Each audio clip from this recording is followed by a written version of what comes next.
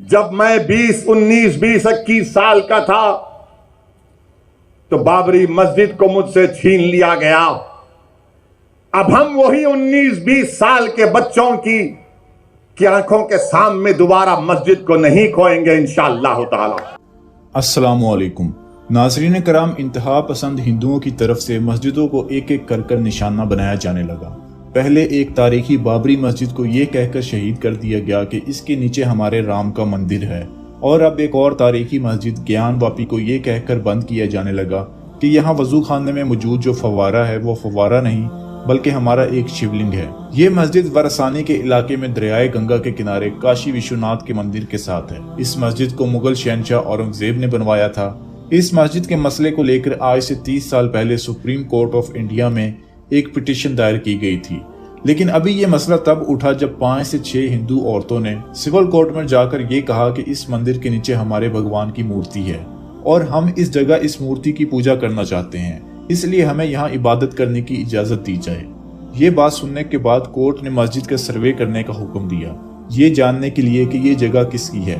अब सर्वे करने वाले वकील साहब जब मस्जिद में दाखिल हुए और वजू खाने में मौजूद एक काले रंग का फव्वारा जो पिछले 50 साल से खराब पड़ा था, जिसका मुंह ऊपर से गोल था, देखकर कहने लगे ये हमारे शिवलिंग पड़े हुए हैं और यही इस बात का सबूत है कि यहाँ पहले मंदिर था। और फिर अदालत ने बिना मुसलमानों की कोई वजाहत सुने इस वजू खाने की जगह को ये कहकर सील कर दिया कि ये हमारा शिवलिंग है। नाजरीन, हम थोड़ा इस बात को समझ लेते हैं कि हम मुसलमान इसे फवारा क्यों कह रहे हैं। 10वीं से 11वीं सदी ईस्वी में मुसलमान साइंसदान अल जजारी ने अरब ममालिक में पानी की तरसील के लिए नई तकनीक की इजाद की। अल जजारी ने पानी को जमीन से ऊंची जगह पर पहुंचाने के लिए क्रेन शाफ्ट इजाद की ताकि दरिया और नहरों का पानी ऊपर की तरफ खींचकर खेतों में और इस्तेमाल की जगहों पर पहुंचाया जा सके।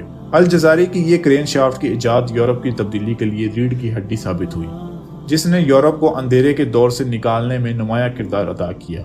यूरोप को उस वक्त साइंस की दुनिया में लाने वाले मुसलमान साइंसदान ही थे। They were also great fountain makers and designed fountains that continuously changed their shape by employing devices such as worm gears and a clever hollow naval valve. The use of a worm gear and wheel to transmit motion from flowing water to a revolving pipe.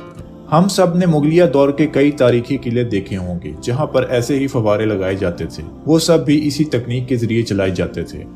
नाज़रीन कराम, लेकिन यहाँ जो मसला है वो BJP और RSS का ये एजेंडा है कि मुसलमानों की तमाम तारीखी निशानियां एक एक करके हिंदुस्तान से खत्म की जाएं। इसलिए कभी मस्जिदों को निशाना बनाया जा रहा है और कभी शहरों के मुस्लिम नाम बदल बदल कर अपनी हिंदुत्व की सोच को अमली जामा पहनाया जा रहा है। जब हम तारीख पढ़ते हैं 8 से 12वीं सदी में, 8 to the 12th century, Europeans कहते थे द डार्क एजेस, अंधेरा दौर। अंधेरा किसके लिए? यूरोपियंस के लिए। उस वक्त मुसलमान इल्म की चोटी पे थे। मुसलमान साइंस और टेक्नोलॉजी में एकदम ऊंचे थे।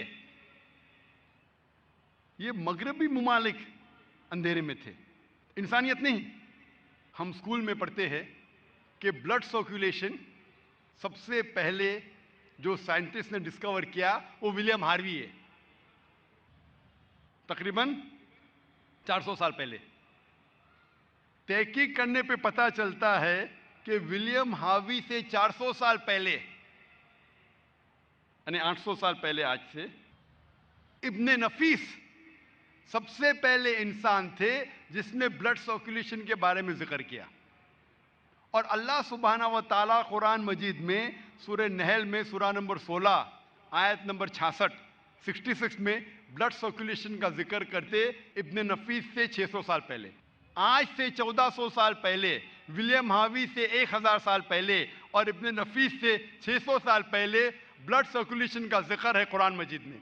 आज हम जानते हैं साइंस तरक्की करने के बाद कि इंसान जब खाना खाता है तो खाना पेट में जाता है, पेट से जाता है अतड़ियों में, अतड़ियों से खून के जरिए कई आज़ाओं में जाता है, ऑर्गन्स में जाता है, इंक्लूडिंग मेमोरी ग्लैंड, इंक्लूडिंग छाती के पिस्ते में, जहाँ से निकलता है दूध।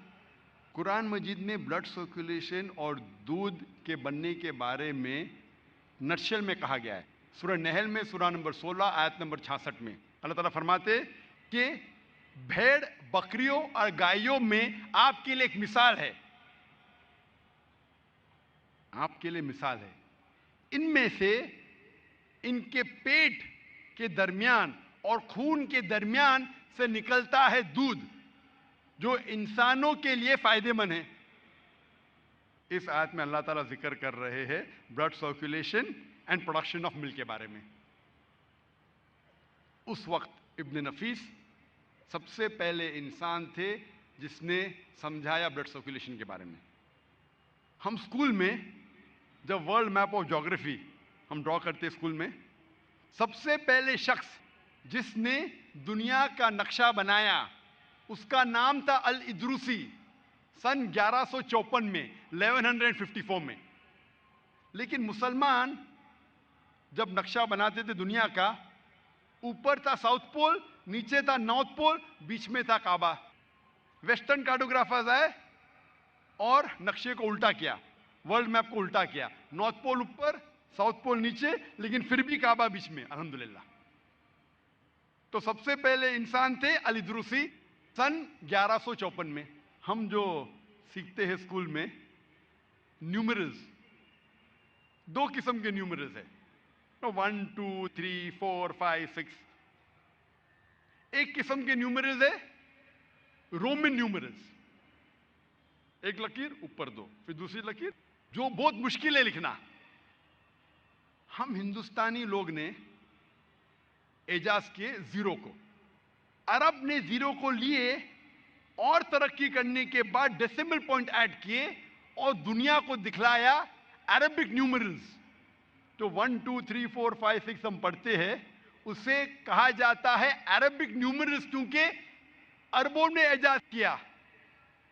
डेसिमल पॉइंट्स और जीरो को मिला के 1 2 3 4 जो हम लिखते हैं वो मुसलमान ने एजाज करा है, अरबिक न्यूमरल।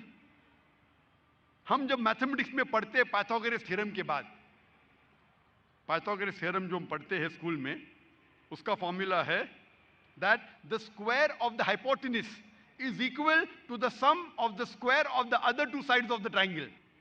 ट्राइंगल के अंदर जो सबसे बड़ा लाइन है उसका स्क्वायर इक्वल है बाकी दो ट्राइंगल के साइड्स के स्क्वायर को जमा करने के बाद। पाइथागोरस थ्योरम के बारे में सीखते हैं, लेकिन उस थ्योरम में ये नहीं हम सीखते कि पाइथागोरस थ्योरम को सबसे पहले किसने कहा था। अल-तुसी, अल-तुसी मुसलमान था। मैथमेटिक्स में हम सीखते ट्रिग्नोमेट्री के बारे में। Who is the father of trigonometry?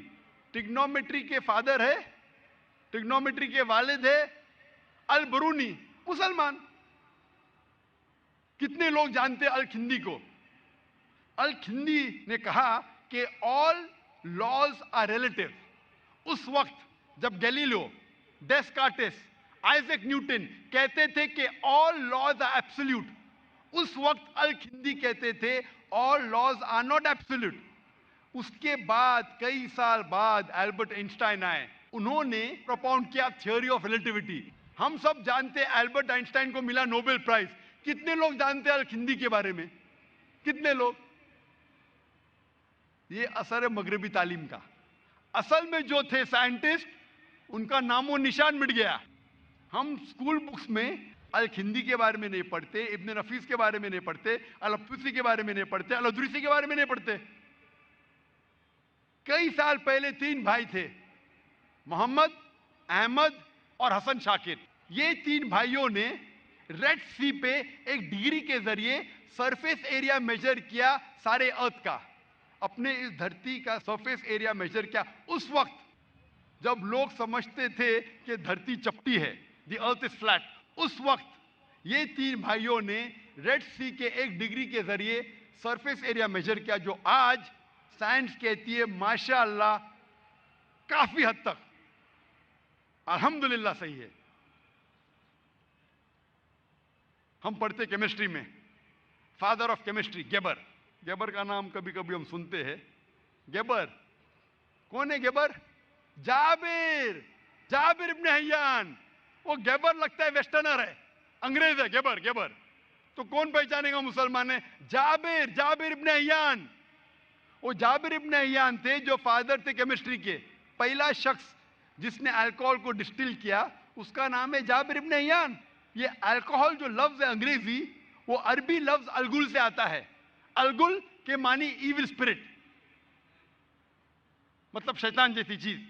अलगुल से लफ्ज आता है अल्कोहल, अरबी लफ्ज से। गैबर, गैबर, हमारी किताब में गैबर लगता है कि कोई अंग्रेज साइंटिस्ट है। जाबिर, जाबिर इब्ने अय्यान। हम जब तारीख की तहकीक करते हैं, साइंटिफिक तारीख की, हमें पता चलता है कि मोहम्मद ज़करिया राजी जो अल्हम्दुलिल्लाह मेडिसिन के मैदान में माहिर थे, उन्होंने 2 किताब लिखी, स्मॉल पॉक्स और मीजल पे। हम जब साइंटिफिक तारीख तहकीक करते हैं पता चलता है कि अली इब्ने अब्बास ने 20 जिल्द लिखी थी theory and practice of medicine के बारे में। और आज की साइंस कहती है कि एक मशहूर शख्स थे एविसीना। एविसीना जिसे कहा जाता था एरिस्टोटल ऑफ द ईस्ट,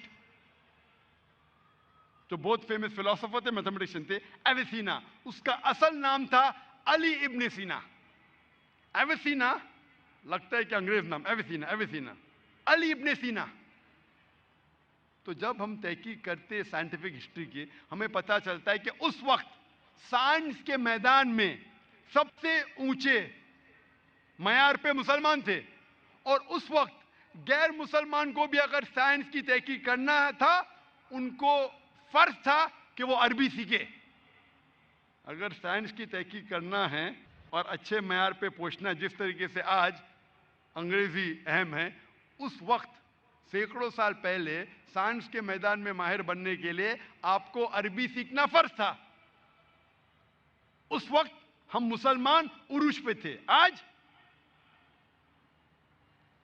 हम नीचे। क्यों? उस वक्त हम मुसलमान कुरान और हदीस के करीब थे। हम अल्लाह और अल्लाह के रसूल के फरमान पे अमल करते थे। आज अफसोस की बात है, हम मुसलमान अल्लाह और अल्लाह के रसूल से कोसों दूर है, मीलों दूर है। आज की हमारी हालत जो है इस दुनिया में, क्योंकि हम मुसलमान दीन से दूर है और ईसाई उरूज पे है, क्योंकि वो भी अपने दीन से दूर है। वो लोग अपने दीन से दूर है जो गलत दीन है और उरूज पे पहुंच गए। हम हमारे सही दीन से दूर है, दीनुल हक से। और आज हमारी हालत कि हम नीचे है।